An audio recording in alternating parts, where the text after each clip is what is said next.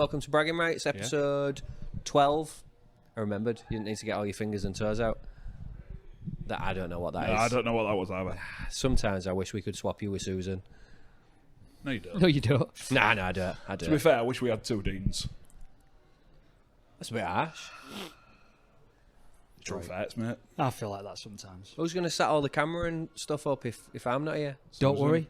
I had it all set up. No, you didn't. Right, just I'm going into this now. What happened was last week we recorded it in Dean's childhood bedroom because Tribal was busy. And this week, Dean decided to walk into his childhood bedroom and just scoop everything up, wires left plugged in everywhere, and just throw it in his van. Turn up at Tribal, and he's like, oh, this is going to be great. There's no time needed to set anything up. Gets in, and it's just like Spaghetti Junction. Twice as long. You have missed the point, though, haven't you, there? What? We said, what would you do without you? You'd still have a job setting it up. We just don't want you over here with us.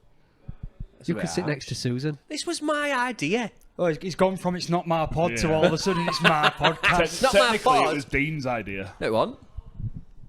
Don't start. Anyway, yeah. So, Bragging Rights episode 12. Chaos to start, as usual. At Tribal, as usual. Home of the pod. No sponsor this week, unfortunately. Don't know why.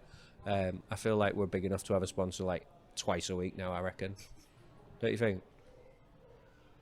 Me specifically. Just stared at me then. Yeah. Like, Well, Josh has got a new job, so I feel like Josh should be tapping up his new boss.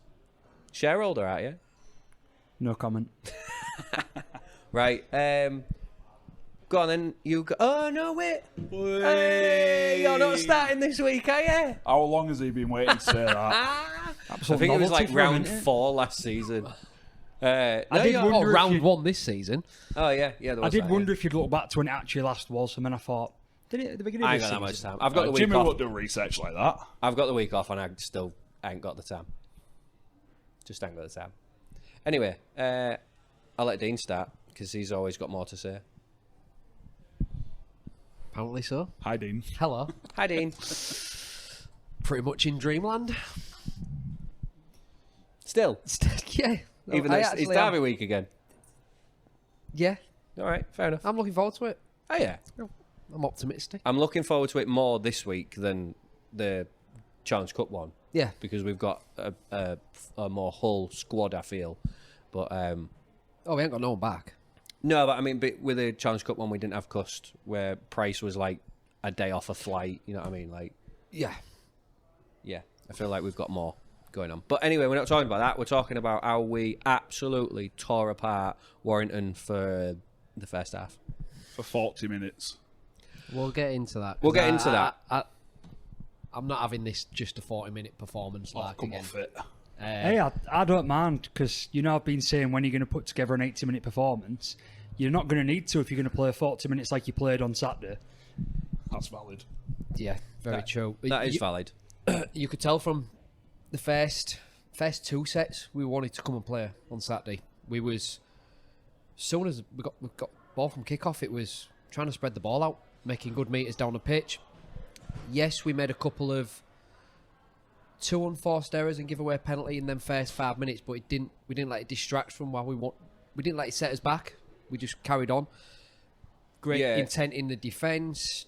Forwards laying a great platform, making good meters up the pitch, and like I just said, we wanted to play. Yeah, I think the first 5 minutes were... I mean, for the first 10 minutes as a whole was a good tussle. It was a really good arm wrestle between two sides that really wanted to get something out of the game. First 5 minutes was a bit scrappier. Second 5 minutes, less so. But then game turned on 10 minutes. Caesar put up a not that great of a kick, to be fair. He just split Dufty and Ashton had to run for that ball. I think it was a bit of a Tyrone, mate. I don't think he meant to kick it there. No. But yeah, Ashton fumbled it, and we just capitalised off the back of that. We didn't look back after that, did we? No, he dropped the ball. We got the scrum. Price really, really sort of smart. Did you guys notice what he did at the back of the scrum? Price, he was stood on the right hand side and then bolted to the left, which dragged probably more man set. Dufty was following him, wasn't he, on the other side? He was just going with him like for like, and then last minute, Price just scoots off to the left hand side Dufty goes with him, everyone else thinks, oh crap, they're going to go left, and then we go right. And great set of hands, great little offload, flick pass by Rapana to get it into Briscoe, and easy touchdown. It was smart attacking as well, because they had Curry, who we all know is generally a second rower. Just got on the outside of him, and as soon as he got on the outside of him, it was done. It was 4 points in the bag already.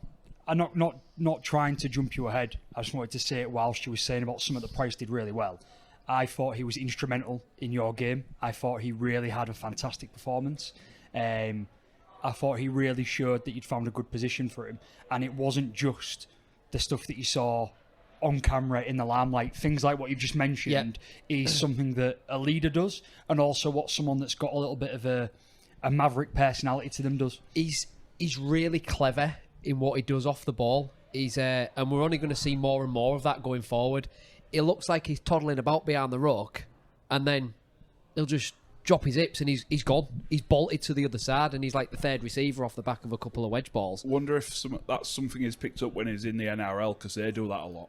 Their fullbacks tend to sort of potter, and then all of a sudden they'll split, just go or do whatever. Maybe so, yeah. The plan is, so maybe it's something he's picked up over there. I think the thing with Price is he knows, and I think everyone else knows in the league, what he's capable of. You cannot, as a defender, take your eyes off of him.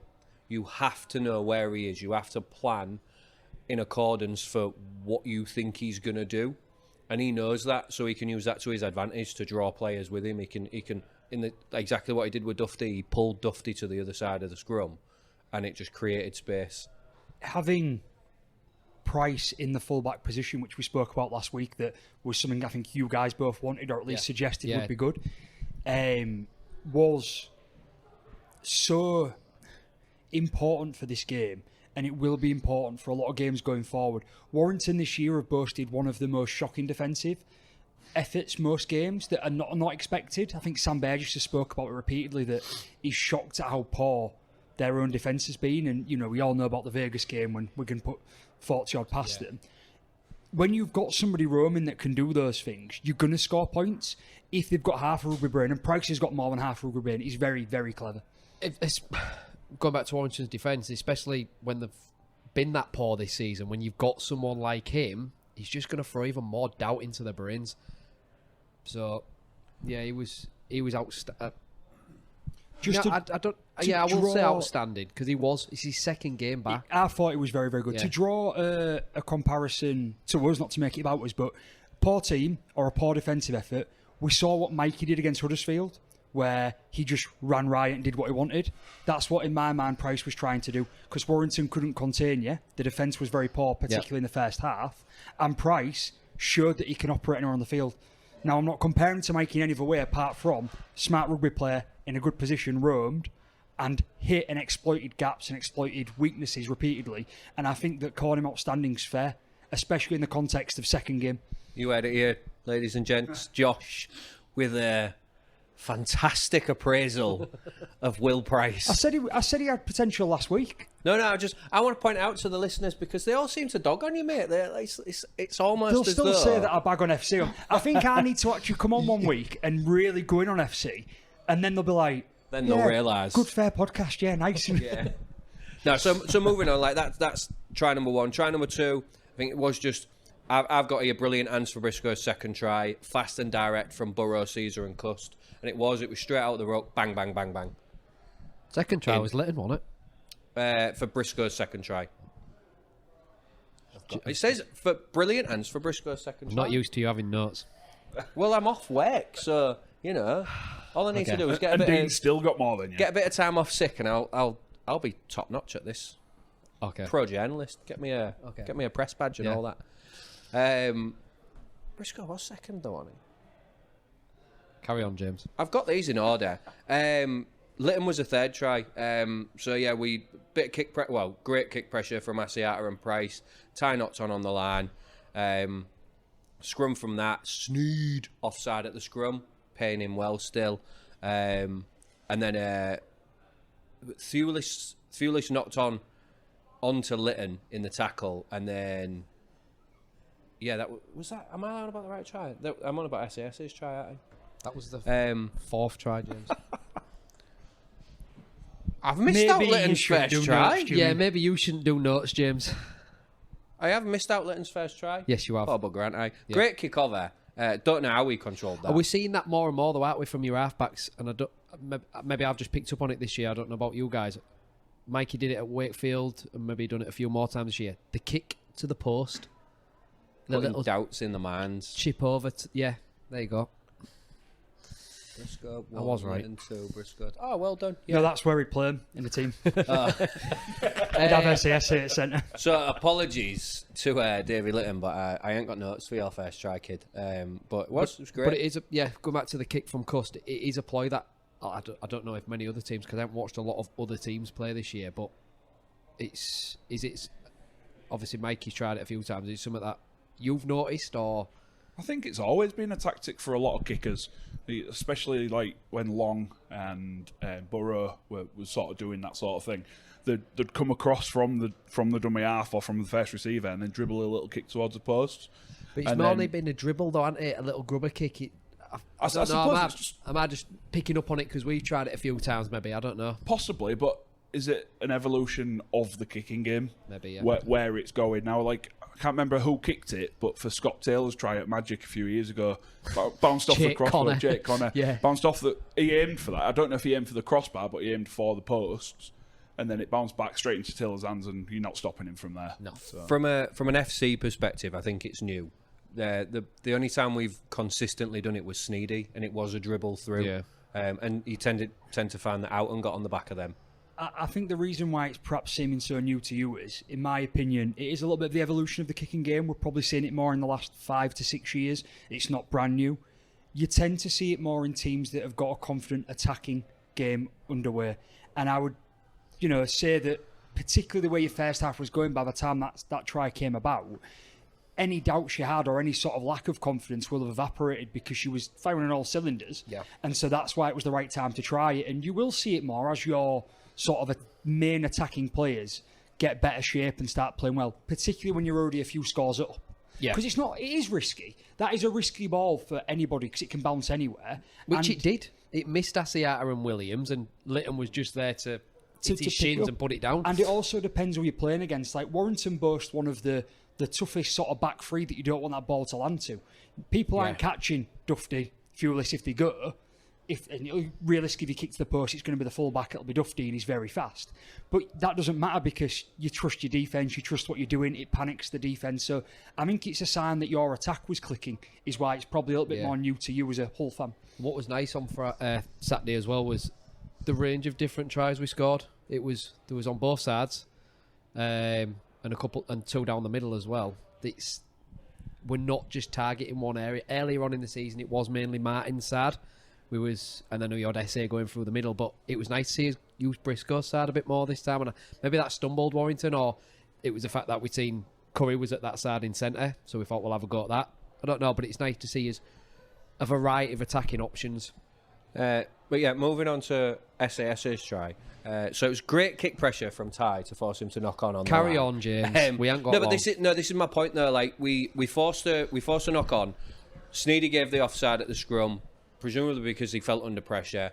Thewlis then knocked on, and then on the fourth repeat set, SASE gets the ball 10 metres out and just does what he always does and just bundles through. Yeah. But to touch on that, Herman SASE has now equalled the record for tries scored in consecutive games for a prop in the summer era. It's now 6 games in a row. And I believe, I might be wrong with this, but I think he's only 2 tries off matching the highest scoring prop in FC history. In a season? I don't know if it's in a season. I just saw a snippet and I didn't look into it in enough detail, but it's one for me to spend a bit more time looking into. And then, what would it be if it wasn't in a season? Overall, all time. Yeah, because, I mean, who have we had that's been a try-scoring prop? No, but if you've had a prop for multiple years, you can imagine they might who? get to 9. I don't know, I'm asking you, you're the FC fans. I don't know. Yeah, like who for us? Like, I can't remember any props bundling over for many, many tries. No. But anyway, so last try for us, last try in the second half, last try for us. Litton, you both mentioned it. You make your own luck. I wanted to bring this up because you said it. I want to give you the credit here. last week talking about rugby, you said It on was the on- podcast, It was off May's kick, wasn't it? You make your own and you luck. said, I don't believe in luck. I believe in you make your own luck through hard work and determination, right? And get 2 points that I wanted to get out in one here. Jimmy, that's what it actually looks like when you've got a team under the pump. What you was doing to Warrington in the first half. That's what it looks like, you've got a team under the pump, right? That's what you've done. It wasn't everything was bouncing your way. You was playing the best half of rugby I've seen FC play in years. And I'm standing by that. Without a I doubt. can't think of a better one. Sorry, just to interrupt. Yeah. We were trying to think at half time when we played this well last, and we couldn't remember. But on the back of that hard work and determination, at that point there, Litton's try has a big element of luck in it, right? Because it's a good kick, but it's not expected, it's not planned, it's a little bit of a fluke, Maverick, I'm going to put it through. And then he almost gets sort of sandwiched by 2 Warrington players who end up taking each other out, and then he manages to get to it. It's a great try. It's a great one for the replays. It's a great one for Super League. But that is exact evidence, in my opinion, of what you was talking about. You make your own luck off the back of hard work. I can remember the last time we played that well, and I'm not saying this just to bag on you lot, but it was 20-0 up. What, sorry? 20-0 up when you bugged it up. That's Give over. probably... We played When have we played that well since? That wasn't a full the league half, though, was semi-final it? in 2017. Nah, yeah, no, it won't. No, that It half definitely of was. rugby he's definitely got Derby It wasn't a half, brain. though, hasn't You he? was have to ruin everything, don't you? Trying to be all down the middle. Just to be ruining it and down the middle, that wasn't a half. That was 22 minutes. well, that's That's longer true. than we normally play for. Well, isn't that's it? not half, is it? Anyway, We have got to speak about the second half because you scoffed a little bit when I said it wasn't a 40-minute performance. 80-minute performance. It was a 40-minute performance. I don't think it was. I think you got to remember we went down to 12 men, and for the most part of that, we defended quite well in that period. Was you under the pump?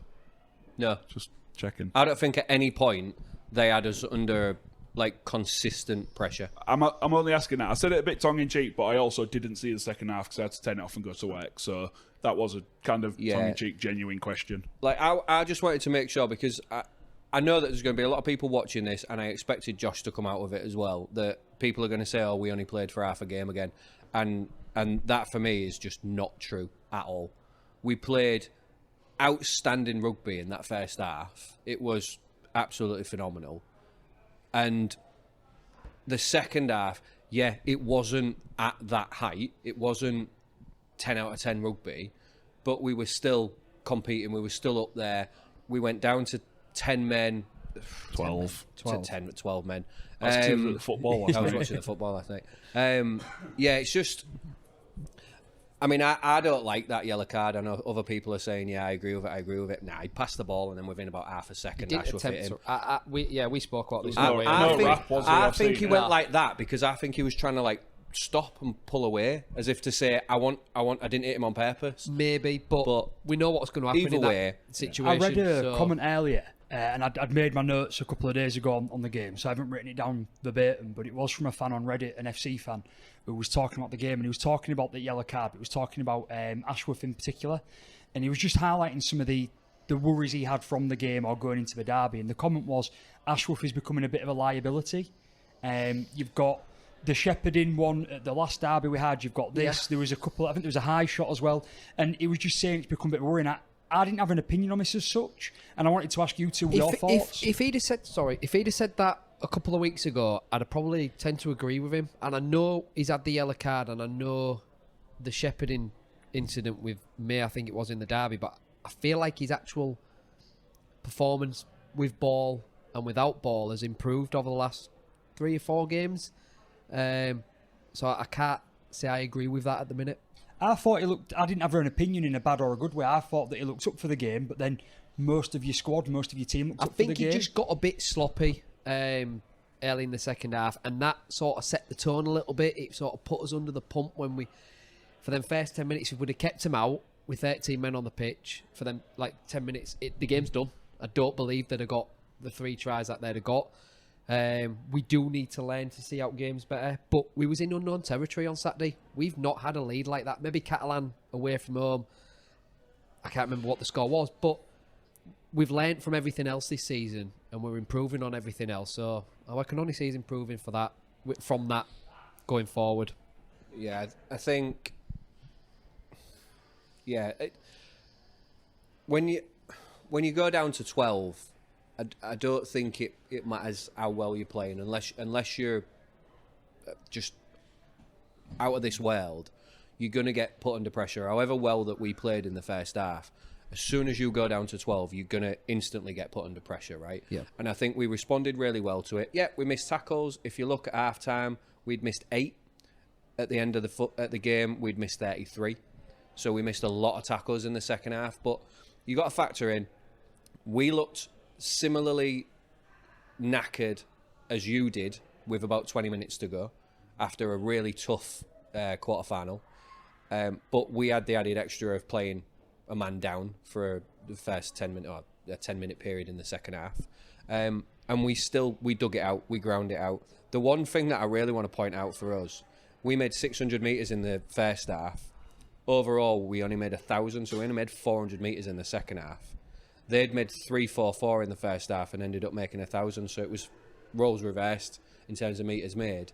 But they had the opportunity of playing against 12 men. Yeah. And I noted down, Williams for me came to life when we were down to 12 men. He just looked like, I need to run at everything. I'm Type going of to find player a will, gap. though. There's a bit more space on the pitch for them, and they are going to come to life, especially when they're chasing the game. The crowd's on the back, and they probably just had a rollicking off the gaffer as well at half-time. In my opinion, I think that Williams is probably one of the only few players that put about an 80-minute performance in for his team for Warrington. There is no getting away from how dismal it was in the first half. This does not take away from how good you was, but they had some very poor performances. He was one of the few players that was still trying throughout the first half, let alone the second for me. So, not long left, because she'll start crying. Rapana still, Paul? Yeah, no, Right. so I want Go on then. I want Yeah. to list 3 players that I was really happy with. Litton, Cust and Knight. I'm not putting Price in there because I think it's just too obvious. They're 3 that I want to pick out. Knight, especially for me, kind of... He has continued to step up week after week. It's why I fundamentally disagree with what you always say about SA carrying the team every week. I think Knight's been consistently doing a really good job. And then against Warrington, he just went into the next gear for me. Cust came back and showed exactly why we need him at 6. And Litton, kid's been out for best part of a year, 2 or 3 games back. 2 games back? Yeah. And puts in a performance like that away at Warrington. Big raps. His energy must be just infectious into that group. Oh, yeah. And after hearing, because I was in the company of Andy last night, and hearing about how he was speaking about David Litton and how he approaches training and things that he's trying to do to get better, I really think the only way is up for him. He's just, it must be great to have. Just absolutely, you need that type of guy. And along with, I want to mention Zach Hardacre as well, and Ed Chamberlain, because they both played out of position.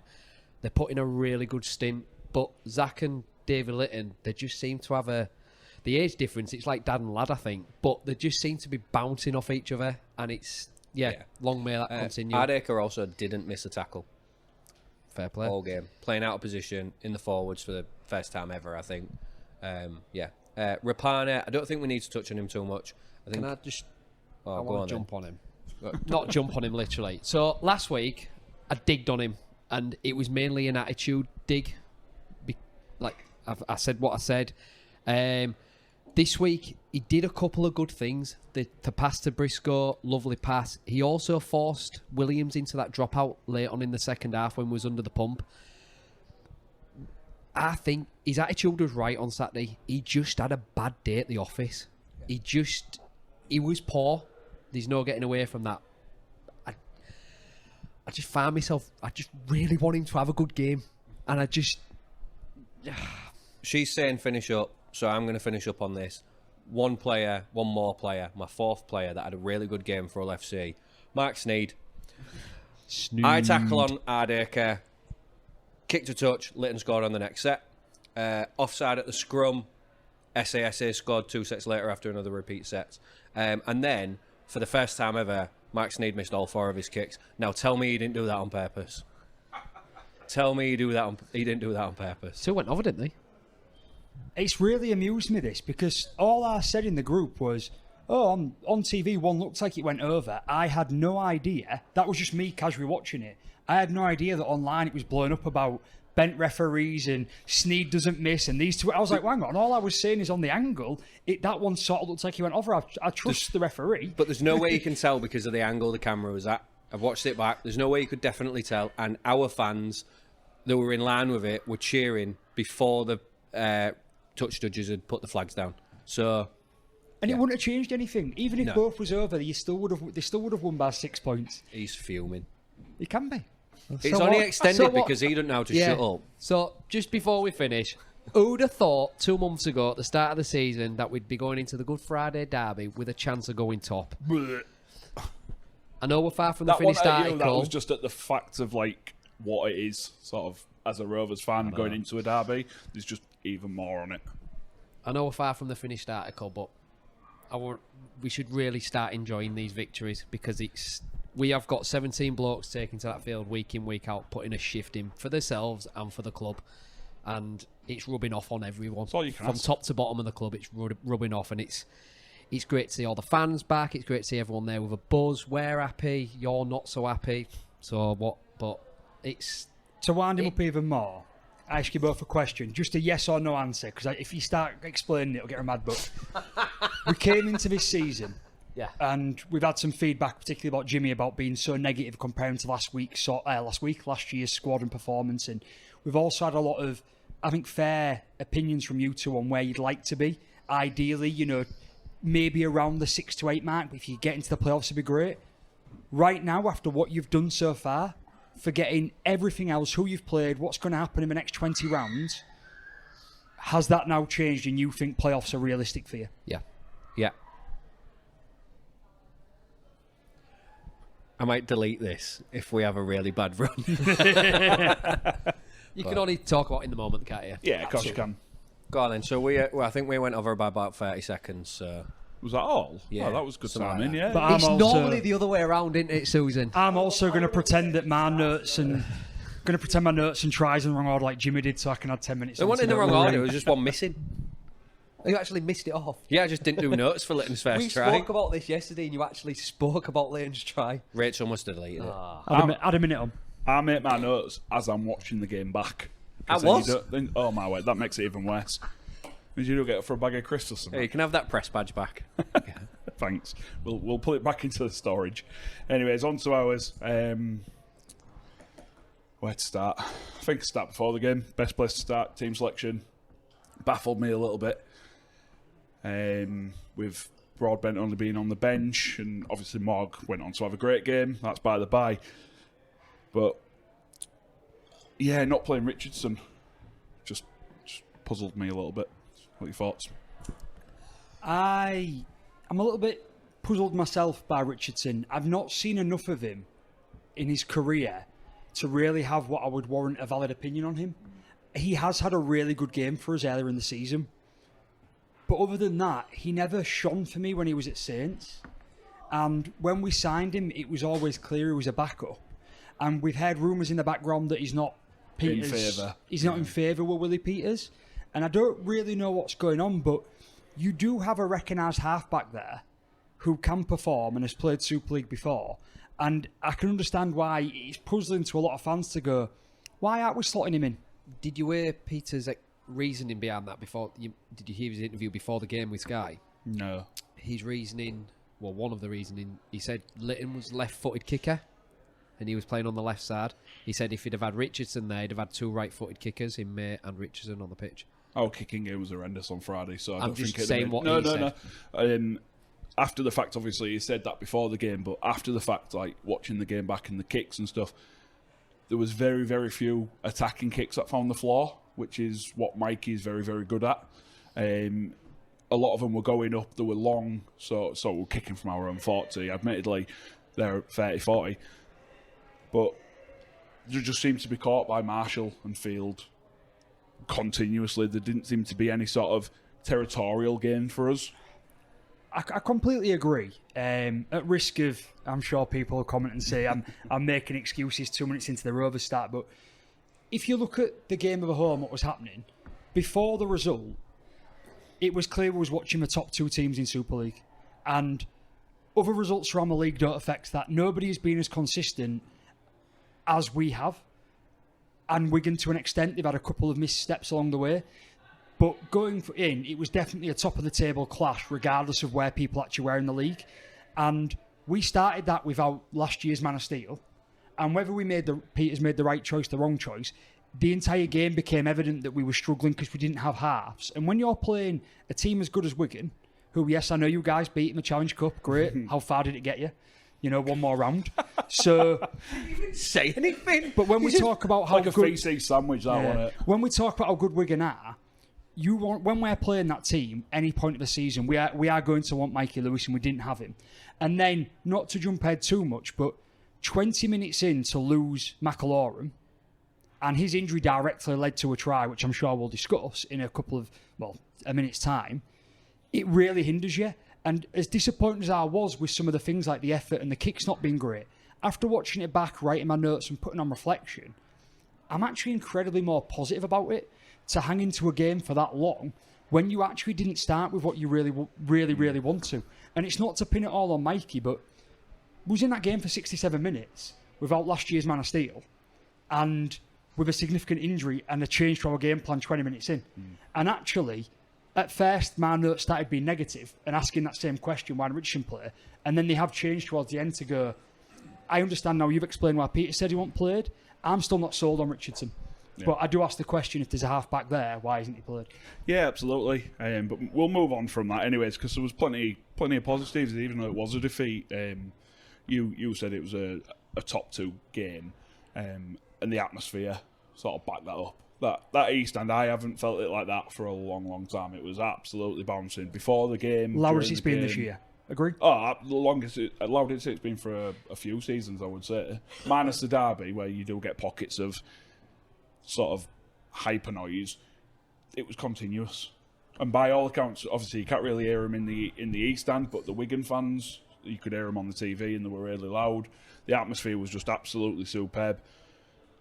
Just on that, I read it very quickly. I read a write-up in the Guardian newspaper today. I read that. Did you? Yeah. And they mentioned about how noisy it was, and it was a bit of an article about the transformation Rovers have gone through, and it points out that there's a lick of paint's needed on the Roger Miller Ward stand, and there's moss on the top of some other stands, but showing what you can do with thousands instead of millions to revamp a local ground for people and get fans in. And one of the points they made was, the journalist made was, after Wigan's first try, all you could hear was the Rovers fans singing. And it was sort of driving at the point of the atmosphere and how we changed and how the club was behind the team. And I thought, yeah, you're right, it was like that. It was almost like we didn't care they'd scored. We obviously did, but the atmosphere was so good. Yeah, absolutely. We started really well. You know, it was attacking well. We've done what we've done. We go out to strangle teams, don't we? And we started doing that again. And then Wigan sort of upped it a little bit and was sort of behind the 8 ball a little bit. We were bringing it out from our own 10, 20, whereas they were starting sets on the 30, 40. So, but that's the step up in class when you play Wigan, isn't it? So, for me, again, like I said, not too disappointed, but yeah, I don't know what else to say, because I don't want to be too negative, because like I said, there's been many, many positives to take from that game. You know, people like Tom Smith playing, who's an award-winning artist, and you know the sellout, the Wigan fans, everything about it was just positive, minus the last 20 minutes, which was probably to be expected. We spoke about a couple of weeks ago about looking for positives in poorer performances, and it almost feels like we're actually not looking, in my opinion, for positives in a poor performance. I would probably get into a heated argument with anyone that wants to turn around and say Rovers were a poor team on Friday night, because they wasn't. It just really showed, in my opinion, as I've already mentioned about missing Mikey, but 60 minutes in, it became abundantly clear that they'd had a 14-day rest period and we'd had a 6-day turnaround from a derby. And you mentioned in your game, you noticed that as well, a bit of a tiredness. But against a team like Wigan that are clicking like they was, I honestly believe that the scoreline flattered them in the end. Yeah, I agree. Only by one try, maybe, but I think it did. I would also say the first quarter of the game, at least, you could tell that they had a 14-day rest and you hadn't. You was a lot fresher. They were a lot fresher. They looked a little bit more rusty than you did. Maybe that, I don't know if you felt that was your doing. Maybe, I don't know. but it was evident that they had had time off and there was a little bit rusty, I'd say.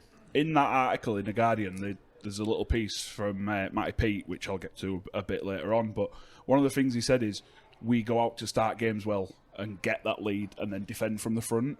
Wigan grow into games and get better towards the end of games. He said that on Sky afterwards. He said that on Sky, but basically he's just reiterated that in the article then. He said something else very interesting. He wasn't, I would say, slighting Rovers, but he did. You're going to steal my point here. I thought I had a real good point. Oh, go on. Please go on. No, because it's for later on, but go on. Say what you were going to say. I just thought, while I was talking about Pete's comments, he makes a point about Rovers becoming a little bit more predictable than there was last year. I'm going home. I literally just said, why didn't you say it? He gave you the chance for it. He offered you but the I was hoping opportunity. it might have been something else because there was a few other things in that article that I haven't wrote down. But that was one of the points because at first I was fuming when I read that. Like the first sort of 4 words, I was like, he's just saying that because of one, blah, blah, blah. But then he goes on to explain his reasonings behind it and you're like, actually, yeah. He actually compliments us in the same comment. He talks about us being a little bit more predictable, but then goes on to compliment how structured, how quick, and how sort of attacking minded and how good we are at attack inside opponents' 20s. And all he's saying is that he's showing how good of a coach he is and how good of a team Wigan is that they've managed to defend against it. And he felt he was proud of his team's effort in this game in particular because they snubbed 2, 3, 4 efforts that we probably would have scored against a lot of teams. And, you know, it takes an effort like Budgie's try, the first try, which was an absolute weldy, to get over the try line against them. So I don't think his comments, there might have been a little bit of tongue-in-cheek malice. Him and Peters have had a bit of back and forth, haven't they, since last year. But overall, I thought it was very accurate that, yeah, we probably are a bit more predictable for the top-level teams, and Wigan are a top team. The thing is, you get the more that you play under Peters, the more predictable you are going to be because you're doing more of the same. Yeah. You know, his coaching style is not going to change. His coaching style is a winning coaching style, so it's working for him. So that alone, you're going to be more predictable. But what you are doing this season compared to last is you have, believe it or not, stepped it up a little gear. Like maybe not a full gear, but at least half a gear. You are just that little bit better than you were last year. Obviously, I'll hand it to you. It was excuse number 1. But you were missing Mikey. You're obviously gonna fall down a little bit without him there. But to say that a team's predictable, I don't think it's a bad thing. I think Wigan are predictable, but at the same time they've got the genius of French and Field off the back of that, which you missed with Mikey. It's a pride in the performance piece that takes some time to come away and reflect upon that. The scoreline was okay. I'm okay with it. Me and Craig disagree on this. I do think Wigan were the better team. Your opinion is slightly different. I think, Craig, you believe that they were better in closing 20. Yeah, the first 10 in the closing 20, but for 50 minutes I thought we were the better side. So we're close, but obviously we disagree on that. My point on this is, if you look, again, people will online say it's excuses. You're not playing Mikey. McAlorum then ruptures his bicep, confirmed today, out for roughly 12 weeks. He makes an error which is directly linked to that. That pass off the floor is because that bicep is ruptured, right? So then he goes to move out because we're trying to make a substitution and you can't make one at a scrum. Fine, that's the rule. Wigan, being as good as they are, they spot that as a weakness and they score an amazing try. No problem with the try. Peters has made some comments saying, in reality, we need to do more to protect players because they stopped the game for Dupree to go off with a cut head. You should stop it for an injury. But he also turns around and says, we didn't know it was an injury because McAlorum's a warrior and he should have gone down. So, and he's not going to do that. He's a very hard bloke, let alone an hard little looker that plays the game. He just come out to defend on the edge to wait for a pausing play to sub. But they, as a top team, targeted that. They scored an amazing try. So you look at that as well as a direct result of how one of their tries was scored and go, actually, we're in this game quite well. And for me, the effort and the pride, the way we fought through with these, let's call them excuses, like to call them for me, caveats as to what's happened, I'm incredibly proud of the performance. I have got a question off the back of McAlorum going off, because I didn't watch your game probably in as much detail as what you would. Broadbent came on. Where did he go in the halves? He went Yeah, I think so. into the halves and Jez went to hooker. This is what I don't understand. Like, No. Sorry. Hiku went into the halves, Broadbent went into centre, Jez went to Nan. Would it not have been? Sorry. Would it not have? And I know we can all look at this in hindsight, but would it not have been a better swap to put Morg in the halves and Broadbent into fullback? Possibly, but he's made Because that Morg is a decision, half, yeah. and Hiku is definitely not a half. So I just think you might have had a bit more luck. Maybe, but he's made that decision. It's all in the moment, hindsight. yeah. You know, we never know. Maybe he ain't comfortable with Morg defending in the line. My argument with that as well is, and I don't think you're wrong, unfortunately, I think Morg had a fantastic game at fullback. I think you've got sort of... one of the things that I rate about Smith is his kicking game. People dislike him, find him a bit of a grub and all that stuff, and he winds me up. But I do think he kicks teams off the park. He's not the most gifted halfback with his hands, but kicking-wise, I've seen him win games single-handedly, and Morg was doing so well at the back. I mean, I remember the grand final, and for me, one thing that really stood out for me in that grand final was Smith's kicking. I thought it was fantastic. On Friday, in the first half, the kick pressure you was putting on him was outstanding. Second half, it was non-existent. Fatigue. Possibly. I know it sounds like an excuse, but we know ourselves from playing, when you're tired, you're less likely to put a bit of extra pressure on the kicker as you would in the first 20 minutes, half an hour. So possibly, but again, we'll never know because we're not the players. But should we talk about your tries, their tries? Any controversies, Craig? Absolutely a controversy. Come on then. Our try. No try. He sent it up as a no try. As a try, sorry. Yeah. And by the letter of the law, even watching it back, I've watched it back and I've watched it on the highlights. I exaggerated in the group a bit. I put 500 times. But for me, there's no clear evidence to overturn that. None at all. And if it's sent up as a try, by the letter of the law, that is a try. That was my gripe. I think, personally, and I said this in the moment. Yeah, you did, yeah. And I stand by it.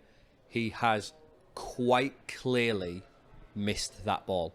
But any pressure with the arm. There was no pressure in my eyes. For what it's worth, I don't think it's a try. I really don't. We disagree on this. Yeah. My gripe is the time it takes. We talk about this all the time. That went on, and if you have to check it that many times, therefore you've got a very tough decision to make. And we've seen, in my opinion, worse than that go up as, look, I ain't got enough clear evidence to overturn it, it's a try. I don't care if it's a try or no try. What I care about is that left our player stood for 5 minutes, right, which ruins the ebb and flow of the game. See, me and Dean had a chat about this on the way to Warrington, and I get that, I do get that, but I don't know if you paid much attention to what the video ref was saying. He was looking for that to be a try. He wasn't looking at that constantly saying, I need to find evidence that he's missed the ball. Has he missed the ball? He's constantly saying, I need to find an angle to see whether he has grounded this ball. He's looking for the positive. So he's done wrong there because it's been sent up as a try. He doesn't need to prove it is a try. He needs to prove it's not a try. He needs to be looking for that evidence to overturn it. Well, no, he does. Regardless of whether it's gone up as a try or not, he needs to find evidence to back up that call. And he looked at that for a good 4 or 5 minutes, and he couldn't find any evidence to back up the fact that the ref said it was a try. But he couldn't find any to overturn it, so why has he overturned it? Because he did. I know he overturned it, that's what I'm saying. He found evidence to see that's the ball, and there's Burgess's hand. Right, and forearm counts as downward pressure. There was no downward pressure. There was no clear gap. The ball was on the floor. Any touch of a ball on the floor is downward pressure. Did he have control of it? Don't need control. Of course he does. So a tiny little finger on the end of it like that is control? Is that what you're saying? Because we've seen tries given for the tiniest of little... If that's the ball, and he goes like that, right, and he's directly gone, bang, there's my little finger, have that, fair enough. But he's not. He's gone with his hand, he's overshot the ball, and then he's caught it with his forearm. He's not grounded it with his forearm. He doesn't need to. He's just sliced it I with his forearm. I don't think the ball stops moving. So, to me, that's not... But it's not going to be... You don't have to have control. How many times have we seen it where on video replays, like I've just said about the little finger, where the ball carries on its trajectory, but because the ball's on the floor and there's a little brush of the finger on the ball, it's a try. Because any pressure on that ball, whether it's... You ain't going to agree. I'm happy as a no try. We're running out of time on the Rovers bit, and... It's all right, we had like half an hour. I know, but And the Wigan try. I would rather that's a no try I said from a long time ago that coming into these games, I don't want to lose the Challenge Cup semi, right? It's quarter-final at your place. If there's a game I'm happy to lose, it would be the Wigan one, because I'd rather beat them at the end of the season, so the results are relevant to me. I would rather we had, which we did have, which was the budgie try in the semi-final at the end of last year at Craven Park, which was controversial, than the budgie try on Friday night that wasn't given. So I'm kind of happy to let it go in my mind. Plus, as well, I don't think it was a try. Yeah. But on that point about refereeing, it's not about the video ref. I wanted to make sure I spoke about this on the pod tonight. There was a lot of comments online. There was a lot of comments of people in the ground, and Jesus Christ, are some people insufferable in the ground. But my number one gripe being when players watch a player kick the ball, they carry on watching the defending man go and sort of make contact, and then 5 seconds later look at where the ball's gone and go, well, you've kicked it right down his throat. That's a rubbish kick. I'm like, if you'd have looked the moment the ball was kicked, you'd see that Jai Field is one of the best players in the game at travelling quickly across the field to get into good position. Yeah. So that isn't my point I'm whining about. What I'm whining about is I have no problem with a Wigan referee, a referee from Wigan reffing games that have Wigan in. The sport is too small. We have too few funds. We have too few referees. However, if there's a game we're going to grow, you're always going to get comments about this if you don't nominate and put other refs into games that aren't from that area. And on Jack Smith's Super League profile on the Super League website, ex-amateur rugby player, horrendous injury, fighting for the army, I think it is, turned around, come back to be a referee, amazing. His favourite player growing up, Billy Boston, right? Who there is a statue of outside of the Wigan ground.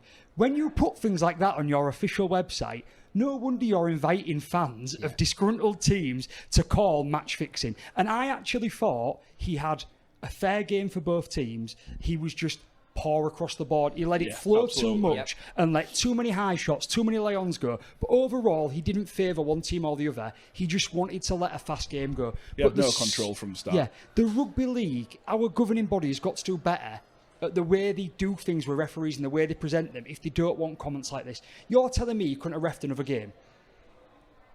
He absolutely could. Of course he could. He could have done. Yeah. Do you know what? The only way to solve this is for the people that moan about it. I'm not one of them people that moan about it. I don't care who the referee is. If he's good, he's good. If he's bad, he's bad. Fine. If he's clearly calling it the wrong way, then fair enough. You did say he gave Wigan the Challenge Cup, the World Challenge. Well, Club Challenge. Yeah, I was going to mention that actually. Like it, no one complains if it's like an English ref refereeing England versus Australia. If it's the Ashes and we have English refs, no one's going to complain, are they? Except the Aussies. But the only way to solve this, anyone that's watching or listening, if you've got that much of a problem with it, be a ref. It's not that simple. Like, no, it's not that simple. It's not as simple as just saying, I'm going to be a Super League ref. Like, but if you've got that much of an issue with it, there's nothing stopping anyone that watches, listens, us, applying to do the referees course, doing the referees course, doing your Sunday League, Saturday League, whatever, Yorkshire League, whatever you want to do, and working your way up. That's what all them other people have done that get to referee the games. And if you are that bothered about it, try. Don't misinterpret my point, though, because I'm not mad about the referee appointment, the decisions he made, the game itself.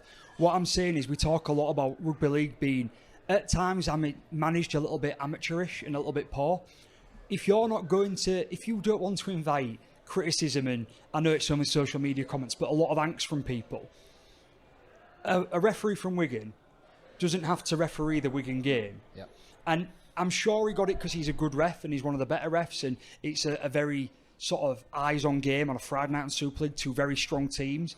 But at the same time, I think, come on, he could have refereed Catalan and Huddersfield. Yeah, could have done. You just adding fuel to the fire. Yeah. Shooting themselves in the foot unnecessarily. Are you going to apologise to Ian Moore? No, I might apologise to Liam Moore. Liam Moore, yeah, that's what I meant. Don't apologise to his dad. Absolutely bagging on Liam Moore for being the worst video ref in the world. And he wasn't even the video ref. I could have sworn it was him, but this Friday we have got Liam Moore. I don't know. No, he's actually the ref, so I'm going to abuse Rush instead. Favourite player growing up was Johnny Whiteley. Right, okay, well, we'll revisit this next week then. Just a quick point, like, finally, Wigan have won their last 4 meetings with us. They just know how to win these sort of games, don't they? And, excuse me, overall, against the other 3 of last year's semi-final 4 from the playoffs, so us, Wyatt and Lee, not final 4. Yeah, final 4. They've If won. it makes you feel any better, you're now taking this point from me. So That's we're all right even. then, fair's fair. So, Please kick off when he says it. throw your pen down and say I'm going home. So, Wigan have won, yes, 10 of the last 12 against the other 3 of last year's final 4. Rovers have won 7 out of 11, which I think is quite impressive. On the other hand, Wire have lost 6 out of 9 against them teams. Lee have lost 9 out of 11, and St Helens have lost all 13 out of their 13 games against this. We'll call them the top 4 because of the top 4 teams from last season, not in league positions, but in terms of overall. But yeah, It's great stats, that, innit? I'm That is good confused. stats. My adepts. but yeah, just backs up my point of Wigan know how to win those sort of games. We're learning, obviously that's evident by the 7 out of 11, but we just need to sort of take that That one team, next though, step. isn't it? Exactly, yeah, that's my point. When does it become a mentality thing? I'd like to Soon. think not yet, because this team hasn't played Wigan 4 times. That's the last. Does that make sense? we I have think to- you're we clutching at a few We have to lose. straws there. I We have don't to think lose it another does. final against them for it to be a mentality thing. Too much has changed. There's too much of a change around in our team. There's too much of a change in the way that the league is. There's a reason why they've won all them games against them teams. Them teams are a shadow of what they was. Warrington are not the team they was last year. Saints are not the team they was 2 years ago. So there's all these things that have sort of gone on and changed. And you're not going to go unbeaten in a Super League season. And you'll go and lose to a team like Wigan, that's fine. But if we get to another grand final and get beat by them, then I think it's a mentality thing. But I don't think it become a mentality thing when you lose one on a Friday night, not even a third into the season, with as many caveats, stroke excuses I've already given. Okay. I want to give one shout out on this, because I know we're close at time and I don't know what else to say, but I want to make sure we said it. So, on a really light note, half time on Friday night, going down to get a refreshment and to use the toilet in the East Stand, I was tapped on the shoulder by a really, really lovely lady who stands near me at the start of the East Stand. She tapped me on the shoulder, so hello, because I know you'll be listening or watching. Completely sort of confundeled me. I didn't know what to do. I was bamboozled, and pointed at me and went, bragging rights. And I sort of turned away, processed it, turned back and went to say, like, thank you for listening, or thank you, I don't know what. But I was genuinely a little bit taken aback, and I just went, thank you, and then walked away. Which, it's just one of the things of, honestly, it was really nice for someone just to say they recognise, but, like, obviously, not that they recognise me, but that they recognise the pod and they listen or they watch. And, shout out to you. I'm not sure who you are, but I hope you're watching again. We want people to tell us, just like we want feedback. Unless it was you don't really like nice. it. Yeah. And I do sort of regret the way I sort of froze and just give you a big cheesy thumbs up. It's not like you to get like that. He's never been famous Do before, you has know he? how Mikey Lewis fumbles when he's commentating? Because on the pitch he's quite loud and great, and actually he's quite a reserved person. I'm a very reserved person in real life. I'm going to take a pound in the swear jar and call bullshit. But yeah, thank you for watching, listening. It was lovely to speak to you. So. I had the same thing yesterday. It was somebody you two guys know. I don't know if he works at McDonald's, but he went to school with you, and he played his rugby for Branzome. I don't know his name, but he said that he knows you two. So shout out to you as well. Not a clue. It's the only person I can think of. But I don't want to say his name on here. in FCA case it's shit, not pass him. it on. no, another one, so... Oh, fair Yeah. enough. Well, it's the only one I worked with at Mackey's, though, that you know. I Okay. might be wrong. So- He might not do, but Yeah. he looks like somebody that does work in there. So if it's not you, I do apologise. Oh, yeah, it could be Dale. Well, no, because I know that if it is Dale won't care. But if it's the other one, I don't know. I haven't spoken to him in 20 years. I'm so glad we've just gone into the usual chaos. I Yes. love it every time. Yeah, it's great. How long It's we like got left? normality. We ain't got any time left. Over 5 minutes. Oh, Oh, so we've still got like 6 minutes left. fair enough. Know what it means? Press the button then. And give me a thumbs up when you're ready. There we go. Right, so we're going to start with Easter Sunday at Tribal Sundowner, 20th of April. Live music from Jack James, 1 p.m. outside, and then DJ Steve Cable, 3 p.m. outside. There's a barbecue, there's a bouncy castle for the kids, there's drinks offers, and then there's a DJ inside from 8 p.m. And then, Good Friday, 12:30 kick-off. You can come watch it in Tribal if you want, on the big screen. Hull versus Rovers, again.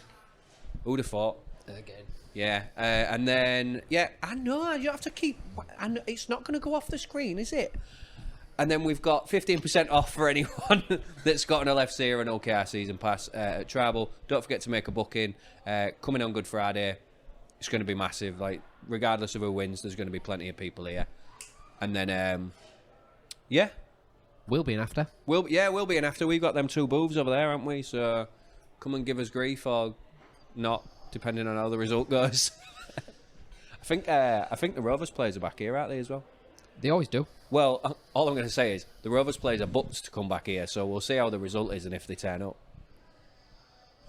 We'll see. That's how it goes, isn't it? Yeah. What we're Obviously, talking about if we next? go on to win at 60 minutes and all your fans leave, it'll be rammed in here. So Yeah. if Rovers win, don't bother coming because most Hull fans are left just after half time and it'll be full of them. It made me laugh on Friday night. The Wigan fans were singing "We Can See You" sneaking out like they don't ever do it. Like the Wigan walk's famous for a reason. There was when I remember we played them in 2007, I think it was. The fans were leaving by half time. You lot must have left before the end, though. You know when Miski quite clearly grounded that ball.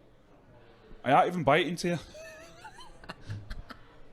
What was your opinion on that just before we move on to the Good Friday preview? The people leaving? Or... No, the Miski. No, the Miski try. I know we're going back to Rovers now, Yeah. but it is a talking point. We've ignored him all night, so don't worry about it now. I genuinely, and listeners, viewers might not believe me on this, I generally don't really get too worried about things like that. When a game's done, Yeah. I don't care. And it's the same with the derby. I know we're going to talk about this week's derby, the derby 2 weeks ago. I didn't care about Hardacre's try. And I know that we said sort of collectively as a pod that it was sort of a late game try that sort of happened. And some fans will disagree massively. Some Hull fans will be ranting and raving saying you're taking credit away from Zach's great work and effort and he cut through the Rovers defence and that's fine. But for me, I was over it. The game had gone. And whether it's a try or no try, I'm not bothered. It's kind of irrelevant. It goes back to my same point of we want better refereeing standards. We want fairer games. I overall thought the game was reffed quite fairly. I thought the game was evenly matched. I pinned the blame on fatigue after 60 minutes, not having a recognised half-back pairing, not refereeing decisions. So for me, I don't care. So I got 3 points on Miski. 1, it didn't matter anyway.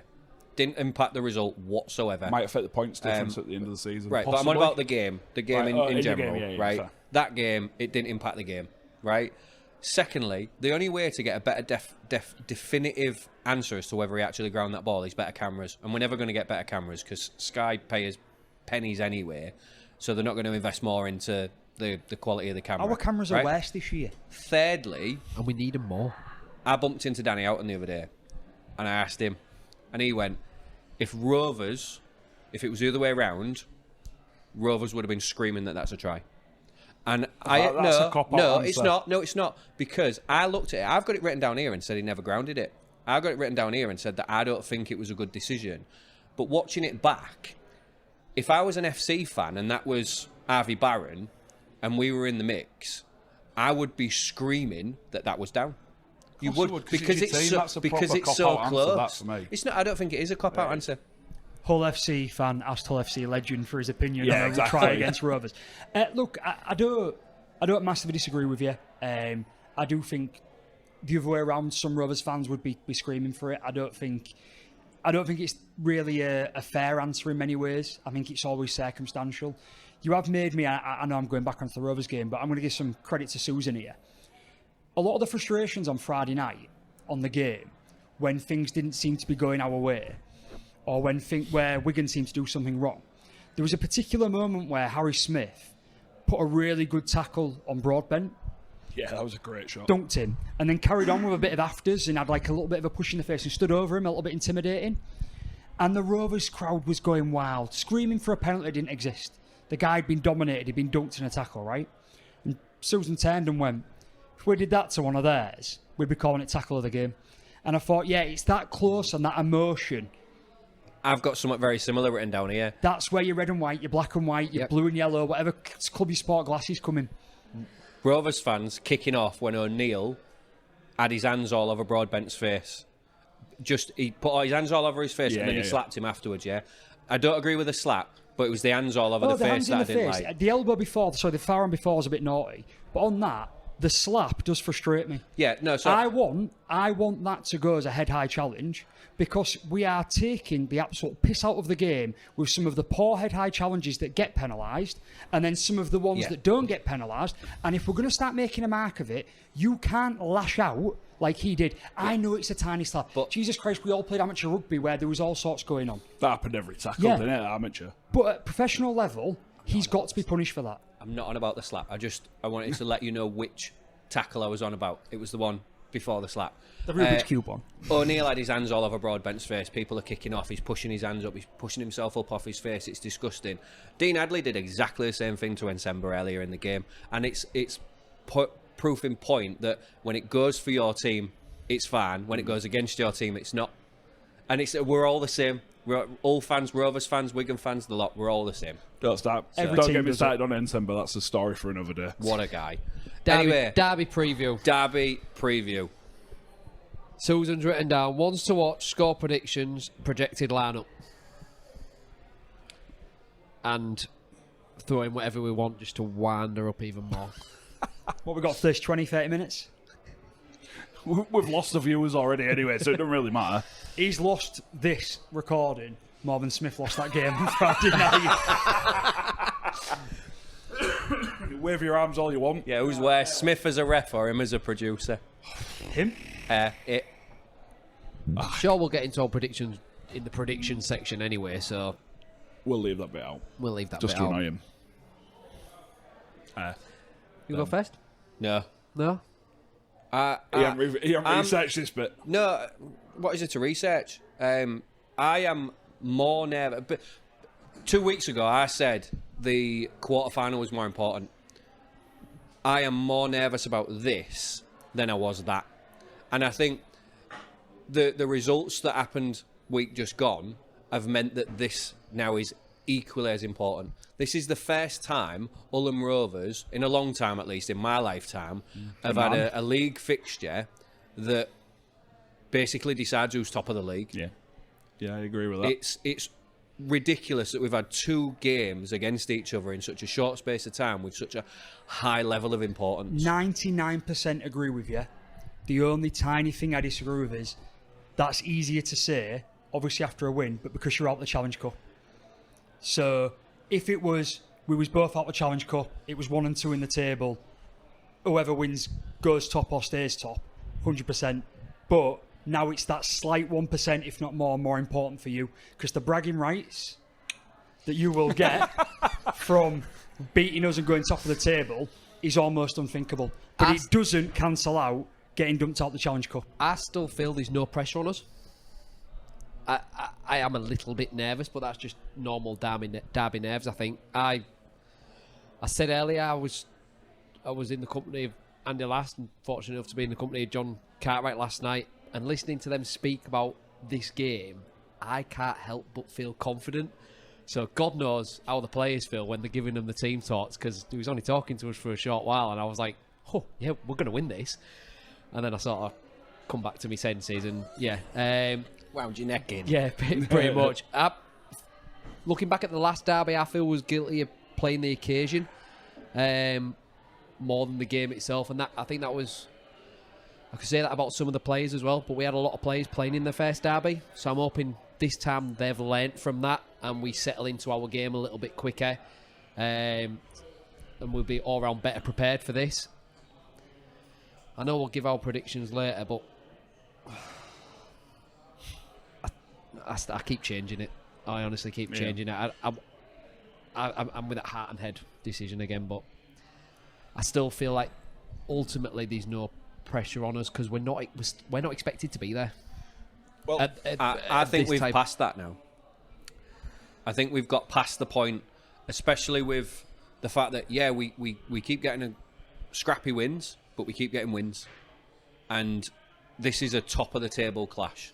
This might not ever happen again in our lifetime. Yeah, I actually feel the opposite here. I actually feel as though 2 weeks ago there was no pressure on Hull. In fact, all the pressure was on Rovers. It was, if they lose, they've lost against this team that's not supposed to be very good this season. And if they win, they're supposed to beat Hull anyways, Clark very good. I think you've brought a mountain of pressure on yourselves, and that's where this confidence is coming from as well. A performance like that last week, you can forget how that performance came about, whether it was FC dominance, Warrington being poor, whether Warrington were the best team in the league and you dominated. It doesn't matter. You brought this on yourselves now, because now it's on you. Again, because we're fruit of a Challenge Cup semi-final, and we've been going through the season, we've been putting performances in, and now we've got a sort of collection of injuries, a collection of questions over players that we don't know, and you're at home. So I actually think that That's the not a pressure good is on thing you. at the minute. No, it's not, but I do think that's where I disagree with you. I think the pressure is on you this week. We're at, what, a third of the way into the season now? And we're second. Like, this game is massive because it gives us an opportunity to prove that we are there because we deserve to be there. Not because we've fluked a couple of wins or, you know, we've scrapped away and managed to get a cheeky drop goal against Huddersfield, which was, you know, cheeky. You know, it was hard fought against a team where we should really... Sorry. You can cough that way. No, Josh he's is red there. and white. Cough on him. We've already got it all, so it doesn't matter. It's we're at a point now where I think we're past the point of comparing to last season, past the point of saying we'll be happy with ninth, past the point of just saying that we're pretenders. We have to prove now that we really have come this far, and I'm not quite sure if we have. I'm still a bit unsure, but the pressure is on us to prove it in this game. And I think a win doesn't necessarily need to be a win to prove it. A close defeat, a defeat where you don't blow us away, a defeat where, you know, we're right in there and it's neck and neck and it's really tight and there's 10 minutes to go and who knows which way it's going to go. We'll be able to cope with that. That's proof enough for me that we are where our league position says we are. And that pressure's on us. Last 10 minutes, I want a team to be 3 or 4 scores in front so I can not feel nervous anymore. I don't think I'll be able to act going into the last 10 minutes with it being like a 1-score game or whatever. But just to speak about your point, Dean, where you said that about the pressure. There's no pressure on you. I was speaking with a guy called Martin after the game last week who goes with George. He goes to the games with George. And he said it's easier to play from behind than it is to play in front. He said he would rather have been two scores behind on 2 points behind on the scoreboard going into that last 20 minutes and trying to defend for 20 minutes with a 2-point lead. And that's another point about Friday. You're going into this a point behind us. That's easier to play with than trying to defend that 1-point lead at the top. It's all about a mindset. Sports psychologists have written books and books and millions of podcasts about this, and anyone that's into the golf like I am, a lot about Rory and what happened to him winning the Grand Slam and the Masters on Sunday, about going into that with a 2-shot lead and losing both them shots on the first hole, calmed him down. Being level with his playing partner, who was his main challenger, or supposedly in Bryson DeChambeau, gave him the mindset to go out and try and win. And I understand the point that's been made there in the fact that it almost gives you that challenge, something to go after, that what you're chasing. We're not chasing being top of the league because we are top of the league. And so it does give you that extra incentive coming off the back of a win, knowing you're only a point behind, knowing you get to go away over Easter. I genuinely feel as though you're underselling the pressure that is on you, because it's not going to make or break your season, but it is going to really cement where you are, because what you did last week in beating Wire was nothing short of fantastic for... We'll disagree. I think for 40 minutes you was fantastic. I then think you was average for 40. 60. You think you was fantastic for 60, but we're close. I in wouldn't that. say fantastic. Okay. I said we didn't. Some said we didn't turn up for the second 40. I That's disagree not what with I that. said. I just said. Yeah. But anyways, but there are a lot of comments out there about Wire did nothing for a 1 half, right? Genuinely didn't. You can argue you blew them away and they were stunned by you, but it's not a bunch of amateurs.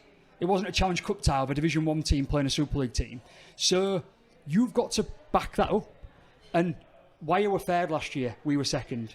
So come out and do it against us, match a team that's been doing it consistently, and show that you're there. And then you're right, and that's why I think the pressure is there, because are you truly going to be there for the rest of the season? Or, as you've just said, is someone going to turn around after 20 rounds and go, it's a fluke? Just like for us, we lose 3 or 4 games in the next 6 or 8, drop to 5th or 6th and start becoming playoff contenders. Are we pretenders? So the pressure's there, and I think that you're wrong to say it isn't. Okay. I think I'm right to say it, but We get on to a bit agree of to disagree. team news then before this blows up. Have you got any? We'll let you go first because you're the home team again. Have you got any ins, outs, bans? Nothing. No bans. We picked up a few points this week. Bamford? No. No, you got Not back? 3 points. No, I think. we He's are- only No, got I'm on 4 about points. back in the team. No. Like, No, I believe Who am I thinking of then? Might be Ashworth. Ashworth got 3 points. we are going to that's be it. pretty much the same 17 again. I do not see the understanding of putting Moy on the bench. After hearing things last night, I fully understand it. Oh. Secrets to share or secrets to be kept? No, not on here. Rapana's getting released and going straight back. Signing for Hunslet. Fair enough. Is that it for you guys? Just I nothing would- else? I think we're going to see an unchanged 17 for the first time this season, I think. I think the only Correct me if I'm wrong. thing that I would change is I would have brought Bamford in for Moy to allow Burrow to be spelled. Did he play for the reserves on Friday? Yeah, Yes, he played at he 13 did, for the yeah. reserves. Maybe that then. I wasn't aware of that. I've got to admit, I don't see what Moy offers you on the bench in a game like this, unless you get an injury in a specific 1 or 2 positions. Another forward or another hooker would be, Or a utility, for example. would be the way forward in my mind. But That's the thing about Bamford. Like he's not necessarily a 13, but he could slot in at 13, for example. If Asiato got injured, he could slot in at 9 if Burrow needed to be spelled. He's got a lot more utility value, I think, than Moy, who is a fullback. Yeah, he's played a little bit of 9 in the youths, but at this level, at that size, he's a fullback. You seem to forget, though, if there is an injury in our span, Price can drop into any of them positions and Moy just drops into yeah, fullback. but you don't plan for an injury. Yeah, No, you don't. You don't You plan for an the team injury. you're playing, and the team you're playing has a big pack. But I would also, I don't have a lot of confidence in Moy right now. Maybe he's got confidence in himself, but the way that he's performed in the minutes that he's got this season, I've lost quite a bit of confidence in him. And against Rovers, who are firing on all cylinders, albeit after a loss last week, I wouldn't want to put that pressure on a kid that's already under pressure in his own head, potentially. Starting to see the doubt between the old fans there. Love it. It's on one player. Yeah. Well, So no, I mean there's doubt on one player for me. Doubt on one player. microphones. So. Anyway, what about you? Yeah, brand new signing, Tom Amone, be starting at 6 for us. Our team news released tomorrow, midday, giving Mikey every possibility to prove his fitness. And Peters has come out and said basically he's going to bow down to the physios and the head of performance. If they give him the nod, he plays. If they don't, he doesn't. Which... Well, that's a sensible call because they're the is. guys That's how in the it know, should aren't be. they? It is, but how many times do you see coaches have egos going, he's my player, I'll play him if I want? In the olden But- days, maybe. I think there's a lot more sense. I don't think we'd Possibly. ever see that from Peters. He's done enough for our club and for me in my mind that I trust him in everything. At Yeah. what point do them physios make that decision? If Mikey's 75% fit, would they say he's good to go, or That's for them to decide. I'm not an expert would you in that area. would you but like to see him risked at that? Would No, you class it as a risk? Sorry. it depends. I don't know because I'm not inside the coach's locker room. I'm not with the physios. If he's 80%, I don't know what 80% for Mikey is compared. Most rugby players don't play 100% after the first game of the season for the next 26 rounds because they carry niggles and knocks, so it's hard to judge. Very small tangent on this. I have so much backing that I've said pretty much all last year on the podcast from joining about our strength and conditioning and how much we back them. Yeah. There's evidence in front of our eyes. It seems that every player that we lose from the team, that we sell or we loan out, seems to get injured when they go to another club. Particularly when they go to Huddersfield, it seems, unfortunately. But that we've only still had a couple this year. We're still quite fortunate.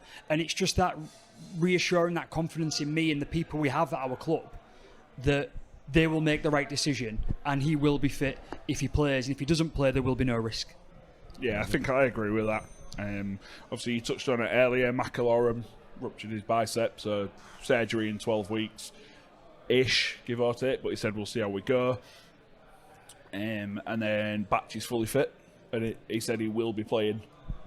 So that's a positive. Sue should be back as well. So yeah, I think it was just a bit of a stinger that he said felt a bit of a twinge, but that's big for you. Nothing too much. That is the big thing that's flip-flopped me in my mind over the last sort of 24 hours when doing predictions that we'll talk about very shortly. Is Sue going to be back? Was it just a stinger? We didn't really know. Now it seems like it is. Is Batch fit? Again, a massive player who we did miss a little bit last week, despite what I was saying about being proud of the performance. Is Mikey fit? We still don't know. So then you're missing that talisman again.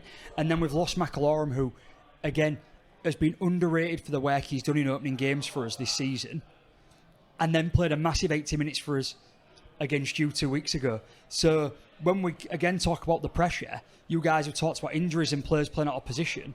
It's sort of our turn to have that as a excuse, a caveat. And we won't know for another 24 hours probably where we're going to sit, but it does add some nervousness to us. We don't know what we've got.